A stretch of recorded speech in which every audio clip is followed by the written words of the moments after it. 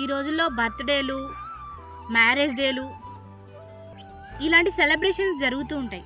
కానీ క్రైస్తవుల జీవితంలో ఒక ముఖ్యమైనటువంటి రోజు జరిగింది. అదేంటి అని అంటే, ఈ బర్త్డేలకు, మ్యారేజ్ డేలకు లేదా ఇతర దినాలు మనము ఎక్కువగా డబ్బులు వెచ్చించి ఖర్చు చేసుకుంటాం. కానీ ఒకటి మన జీవితాన్ని మార్చేసే దినం ఒకటి ఉంది.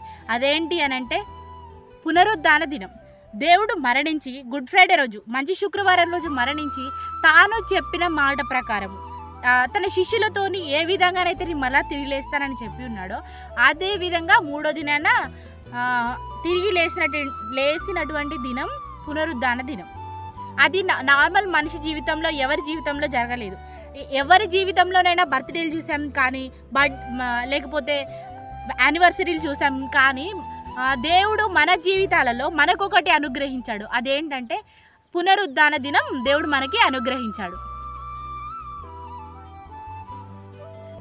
నాకే ఎందుకు ఇన్ని శ్రమలు, నాకే ఎందుకు ఇన్ని ఇబ్బందులు, నేను దేవుడిని నమ్ముకున్నాను కదా, నాకే ఎందుకు ఉద్యోగం రావట్లేదు, ఎక్కడికి వెళ్ళినా కానీ నాకే ఎందుకు, నేను చదువులో ఎందుకు ముందుకు వెళ్ళలేకపోతున్నాను, ఈ శ్రమలు ఎందుకు నాకు ఇలా ఎదురవుతున్నాయి, దేవుడు నా పక్షాన యుద్ధం చేయట్లేదని నీవు అనుకోవచ్చు.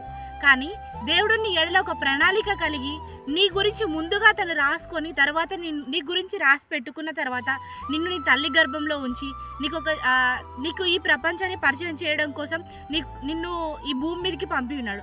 ప్రతి ఒక్క విషయము దేవుడు ఆల్రెడీ నీ జీవితంలో ఉద్దేశించి ఉన్నాడు.